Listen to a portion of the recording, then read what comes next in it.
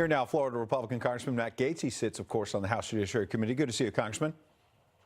Good to be with you, Ed. And though I don't aspire to opine on someone else's marriage, it certainly is worth noting that Kellyanne Conway is critical to the Trump communication vortex, as she's a patriot. And frankly, I'm grateful to every member of her family, her husband included, because the burdens of public service are felt by an entire family. And Kellyanne Conway was assaulted when she was with her daughter. Imagine how George Conway must have felt when his wife and his daughter were in such a precarious situation. Assaulted by a citizen, you're saying. Obviously, we're not talking about the marriage some months ago in the state of Maryland. Right.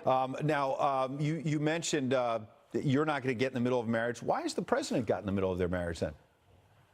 I don't know. I think it's very frustrating for the president to see the difficult circumstance that Kellyanne is put in. She obviously is one of the most trusted advisors in the White House, and not just within the White House, but beyond. A lot of us get data and information and context and benefit from her brilliance. And so I think it's frustrating for him to see George Conway be so critical when Kellyanne's been such a part of the great success that's driving the country. The economic news you just mentioned, getting out of wars, renegotiating trade deals, and creating one of the most dynamic senses of optimism that the country's had since World War II. Why is the president not focused on all of those things that you say are so wonderful in the country right now? And instead, doesn't this open the door to you and I tonight and others talking about the fact that George Conway, and I want to answer you to answer this directly as an ally of the president, he says that the president of the United States has, quote unquote, narcissistic personality disorder.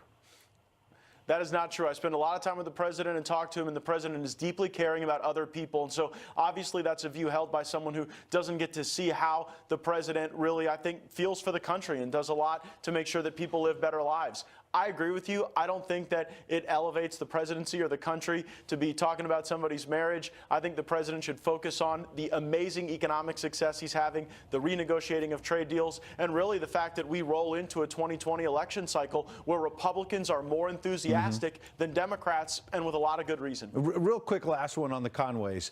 I wonder if, having covered President Obama and his White House, if there was a woman working in a senior position in a Democratic White House and her husband was attacking her on Twitter, if there would not be a lot of people in the media saying, why is this man attacking this woman and not allowing her to be strong and stand on her own 2 feet? It seems like everybody's jumping all in on this guy who is attacking his wife and not letting her be what you just said, the senior advisor to the president.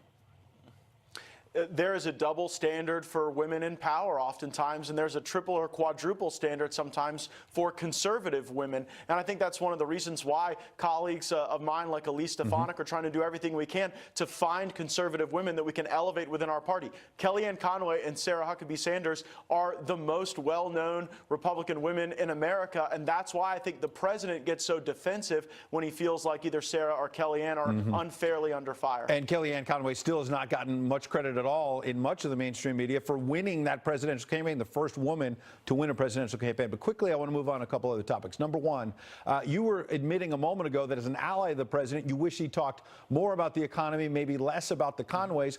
Why is he talking about John McCain, who's been dead for a few months?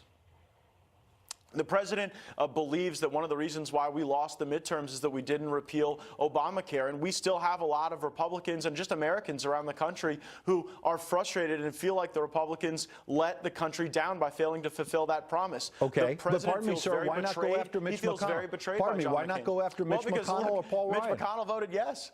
Yeah, those but they people didn't voted get the yes job to done, is repeal my point. Obamacare. John McCain voted no. Well, look, but they were there driving the agenda. Look, I've often been a critic of those two individuals, but they were doing everything possible to get Obamacare repealed, and it was John McCain, I think, more wanting to stick it to the president than reflect even his own beliefs. I mean, John McCain ran on repealing Obamacare, and then with no real reason and with no real warning at the last minute voted against it, and I think it's reasonable for the president to be very frustrated and let down by that. Despite all these other issues, the president appears to be in good political standing. I talked about the economy numbers in the CNN poll. Also, enthusiasm among Republicans, stronger in the CNN poll than among Democrats. And then you have Democrats giving the president all kind of fodder, whether it's Medicare for all, how are you going to pay for it, the Green New Deal. And then the issue of abortion. Here's what Beto O'Rourke said on the campaign trail. Listen. For or against third trimester abortions? So the question is about abortion and reproductive rights. And my answer to you is that should be a decision that the woman makes about her own body. I trust her. So that's my answer. So he's one of the darlings of the left right now, and he's saying third trimester, go for it.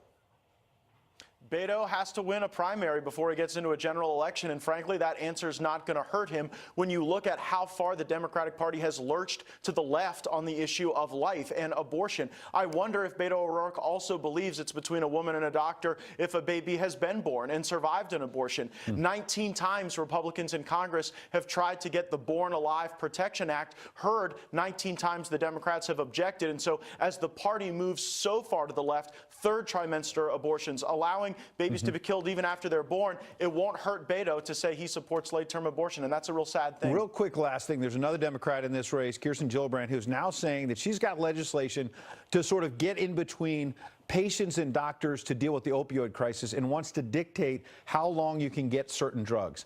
My colleague Britt Hume noted on Twitter last night, I thought when it comes to the issue of abortion, for example, we hear over and over, don't get, and you see Britt's tweet right there, that you shouldn't get between a patient and a doctor. I'm all for doing something about the opioid crisis. All of us want to. But how can Democrats all of a sudden say they're going to dictate to doctors how much medicine they can dispense? The answer to the opioid crisis is not more government, it's more freedom. In every state that's democratized access to medical cannabis, you see fewer opioids prescribed, you see a lower percentage of opioid deaths, and so it's always such a Washington way to say that to solve problems, we need to tell people what they have to do. The reality is there are different solutions that work for different states, and we do not want to impair that doctor-patient relationship with more government. We never make things better when Washington inserts themselves in the doctor-patient relationship. And as you say, there may be an issue of hypocrisy in there as well. Congressman Matt Gaetz, we appreciate you taking the tough questions tonight.